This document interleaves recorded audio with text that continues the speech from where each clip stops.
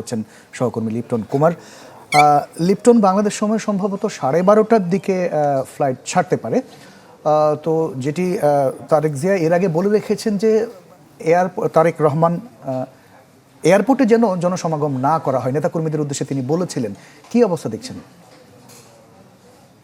ইমতিয়াজ, এখন আমরা আসলে হিথ্রো বিমানবন্দরে যাওয়ার পথে রয়েছি। আপনাকে জানিয়ে রাখি, তারেক রহমানের যে ফ্লাইটটি BG202 সেটি কিন্তু 6টা 15 মিনিটে হিথ্রো বিমানবন্দর থেকে ছেড়ে যাবে এবং এই বিমানের কোনো ডিলে নেই, সঠিক সময়ে ছেড়ে যাবে। আহ আমার কাছে যে তথ্য আছে, তারেক রহমান হয়তো আর ঘন্টা দুয়েক পরে তার বাসা থেকে বের হবেন, সাথে থাকছেন তার কন্যা এবং স্ত্রী। তারা সরাসরি টার্মিনাল 4 হয়ে হিথ্রো বিমানবন্দরে ঢুকবেন, সেখানে ইমিগ্রেশন শেষ করে বাংলাদেশ বিমানে উঠবেন। আপনাকে আরেকটি তথ্য জানিয়ে রাখি, গত 16ই ডিসেম্বর যখন তারেক রহমানকে বিদায়ী সংবর্ধনা দেয় এদেশের বিএনপির নেতাকর্মীরা, তখন তিনি বিএনপি নেতাকর্মীদের উদ্দেশ্যে কঠোর হুঁশিয়ারি দেন বা নির্দেশনা দেন কোনোভাবেই যেন তারা এয়ারপোর্টে ভিড় না করেন। কারণ আপনি জানেন, আগামীকাল যুক্তরাজ্যের সবচেয়ে বড় ধর্মীয় অনুষ্ঠান বড়দিন। আর তারেক রহমান চাচ্ছিলেন না যে এই দিনটা আগের দিন তিনি যখন এয়ারপোর্টে থাকবেন তখন সাধারণ মানুষের সেখানে ব্যাপক সমাগম হয় এবং অন্যান্য দেশের বা এদেশের যারা আছেন তারা কোনো রকম বিরক্তি ফিল করেন। সেই জন্যই কিন্তু তিনি এই ধরনের ইনস্ট্রাকশন দিয়েছিলেন। আমার কয়েকজন নেতাকর্মীর সাথে কথা হয়েছিল একটু আগে, তারা আমাকে জানিয়েছিলেন তাদের অনেক ইচ্ছা ছিল এয়ারপোর্টে যাওয়ার, কিন্তু ভারপ্রাপ্ত চেয়ারপারসনের যে নির্দেশনা সেইটা তারা মেনে চলার চেষ্টা করছে। জি, অনেক ধন্যবাদ লিপ্টন কুমার আমাদের সাথে যুক্ত হয়েছিলেন যুক্তরাজ্য থেকে। দেশেও প্রস্তুতি রয়েছে, সেখানকার আমাদের সহকর্মীরা বিভিন্ন প্রান্তে রয়েছেন, আমরা জানতে চাই তাদের কাছ থেকে খবর। এদিকে তারেক রহমানের সংবর্ধনার প্রস্তুতির খবর জানাতে রাজধানীর পূর্বাচল থেকে আমাদের সাথে সরাসরি যুক্ত হচ্ছেন জুম্মাতুল বিদা এবং আকাশও আমাদের সাথে যুক্ত হয়েছেন। শুরুতে বিদার কাছে যাব। বিদা, আমরা সারাদিনই দেখছিলাম যে সংবর্ধনা স্থলে দেশের বিভিন্ন প্রান্ত থেকে কর্মী সমর্থকরা জড়ো হচ্ছেন। এই মুহূর্তে সেখানকার সবশেষ কি খবর আছে, আর কর্মী সমর্থকদের আসলে চাওয়া পাওয়ার কথা কি বলছেন, তারা কি প্রতিক্রিয়া তাদের? নতুন এবং ফিরে আসা গ্রাহকদের জন্য নগদে চলছে ক্যাশব্যাক সহ প্রতিদিন হাজারো উপহার জেতার সুযোগ। হবে আশা আর ফেরা, সারপ্রাইজ সেরা।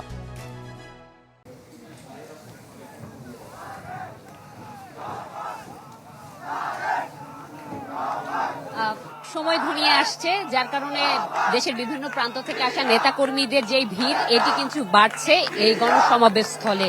এবং তাদের যে চাওয়া পাওয়ার প্রশ্নটুকু বলেছেন, তারা আসলে প্রতিজ্ঞাবদ্ধ হতে চান বিএনপির সাথে আগামীর বাংলাদেশ বিনির্মাণের জন্য, এবং তারা তাদের জায়গা থেকে প্রতিশ্রুতিবদ্ধ হয়েছেন। অনেকে আমাদেরকে জানিয়েছেন যে দীর্ঘ অনেক বছর তারা হয়তো পরিবার স্বজন কিংবা দলের থেকে দূরে থাকতে হয়েছে নানা প্রতিবদ্ধকতার কারণে। পরবর্তী সময়ে নতুন বাংলাদেশ স্বপ্ন যখন নতুন করে বলা হচ্ছে, তখন এবং ঘোষণার সাথে একাত্মতা প্রকাশ করেছেন। তারেক রহমানের আগমনকে ঘিরে এখন পর্যন্ত ঢাকার আশপাশের যে এলাকাগুলো রয়েছে সেখান থেকে ছোট ছোট মিছিল নিয়ে নেতাকর্মীরা আসছেন, এবং দূর দূরান্তের যেই এলাকাগুলো রয়েছেন সেখানকার নানা জায়গা থেকে নেতাকর্মীরা বাস, ট্রাক কিংবা ছোট ছোট যে যানবাহনগুলো রয়েছে এগুলোতে বোঝাই হয়ে তারা আসছেন উৎসাহ উদ্দীপনা নিয়ে। আপনারা ক্যামেরার চোখে দেখছেন যে নানা ধরনের ফেস্টুন ব্যানারের সাথে তাদের মুখে কিন্তু রয়েছে স্লোগান। তারা নানা ধরনের স্লোগান দিচ্ছেন তারেক রহমানের আগমন ঘিরে, এবং এই স্লোগানে তারা নতুন বাংলাদেশ গঠনের প্রতিশ্রুতিটুকুও রাখছেন।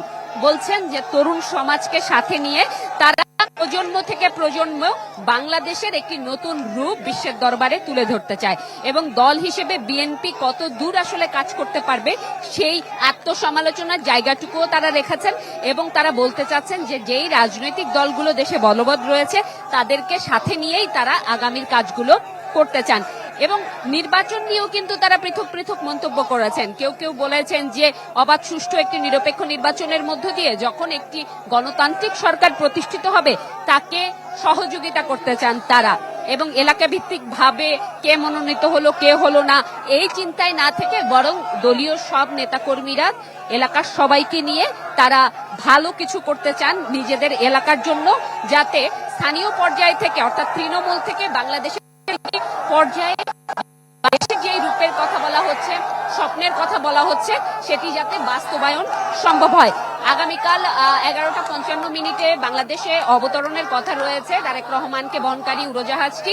এর পরপরই এই গণসংবর্ধনা স্থলে তিনি যেহেতু পৌঁছবেন, তার কারণেই কিন্তু জি, এই আমরা নেতাকর্মীদের বুঝতে পেরেছি। জুমাতুল বিদাকে ধন্যবাদ। আমরা গণসংবর্ধনা মঞ্চের পাশে সম্ভবত রয়েছেন আমাদের এক সহকর্মী আশরাফুল আলম আকাশ। আকাশ, আশা করি শুনতে পাচ্ছেন। আমরা বিএনপির পক্ষ থেকে যেমনটি বলা হচ্ছে যে ব্যাপক পরিমাণে জনসমাবেশ হবে সেই জায়গাটায়। আমরা বিদার সাথেও শুনছিলাম জনসমাগমের এখনকার কি অবস্থা, পাশাপাশি আইন শৃঙ্খলা পরিস্থিতি কেমন দেখছেন, মঞ্চ প্রস্তুতির অবস্থাও যদি জানান আমাদের।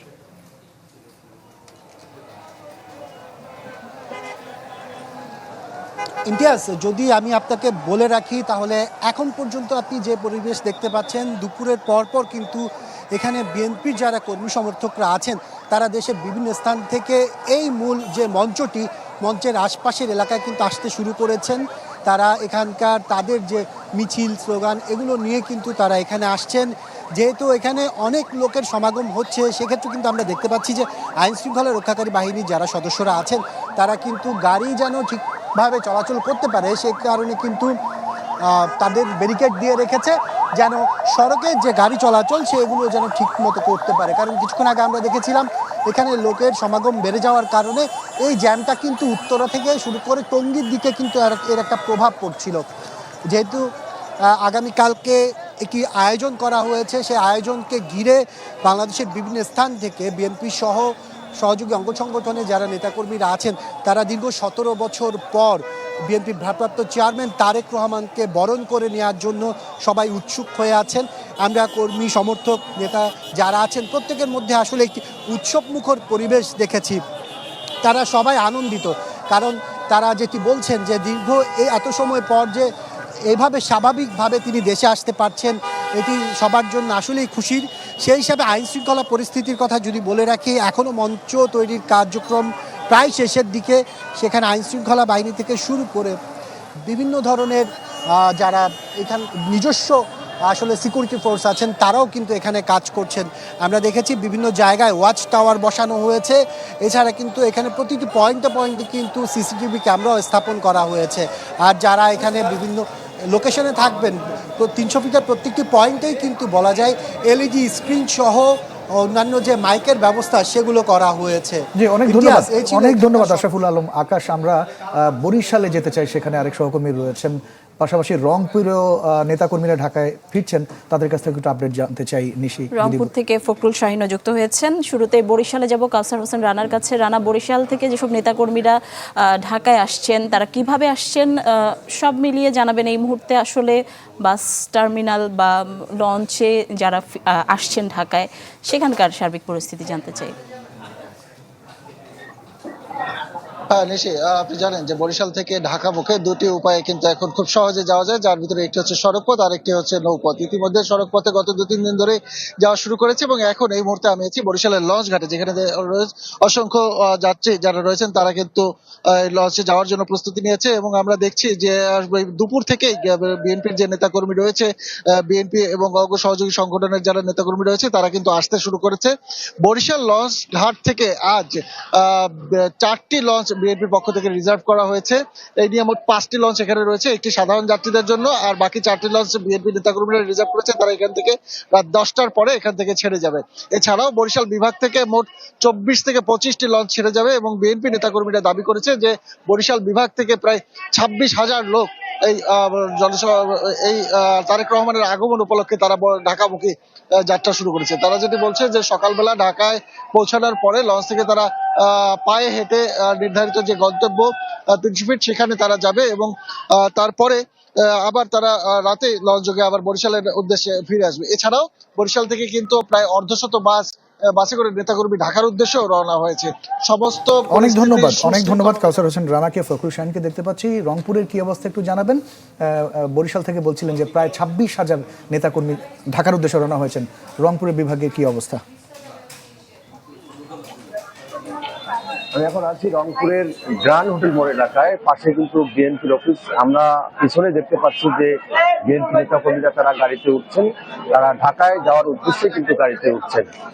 একটু আগে তারা আসলে কথা বলেছেন আমাদের সঙ্গে যে 17 বছর পর তারেক রহমান দেশে আসছেন এবং এই তাদের যে নেতা তারেক রহমান তাকে স্বাগত জানানোর জন্যই আসলে তারা ঢাকা যাচ্ছেন। এবং আমরা দেখেছি যে বিকেল থেকেই একের পর এক বাসে করে বিএনপি নেতাকর্মীরা কিন্তু ঢাকার উদ্দেশ্যে যাচ্ছেন।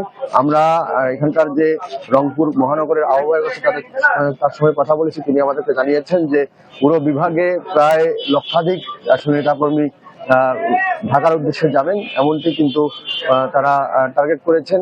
এবং আমরা দেখেছি যে শুধুমাত্র রংপুরের গ্র্যান্ড হোটেল মোড় নয়, রংপুরের কামারপাড়া প্রতিষ্ঠান এবং মডার্ন মোড় এবং মেডিকেল মোড় বিভিন্ন জায়গা থেকে কিন্তু বিএনপি নেতাকর্মীরা ঢাকার উদ্দেশ্যে যাচ্ছেন। একটাই উদ্দেশ্যে তারা বলছেন যে তারেক রহমানকে আসলে তারা স্বাগত জানানোর জন্যই যাচ্ছেন। এবং আমরা দেখেছি যে বিএনপি নেতাকর্মীরা যে আজকে যাবেন ঢাকায় সেটি কিন্তু অনেক আগে থেকেই পরিকল্পনা করা হয়েছে। এবং শুধুমাত্র রংপুর জেলা থেকে নয়, রংপুর বিভাগের যে 8টি জেলা, এই 8টি জেলার বিভিন্ন প্রতিষ্ঠান থেকেই কিন্তু নেতাকর্মীরা যাচ্ছেন। তো এই ছিল সর্বশেষ। অনেক ধন্যবাদ। ফখরুল শাহীন আমাদের সাথে যুক্ত হয়েছিলেন রংপুর থেকে এবং বরিশাল থেকে।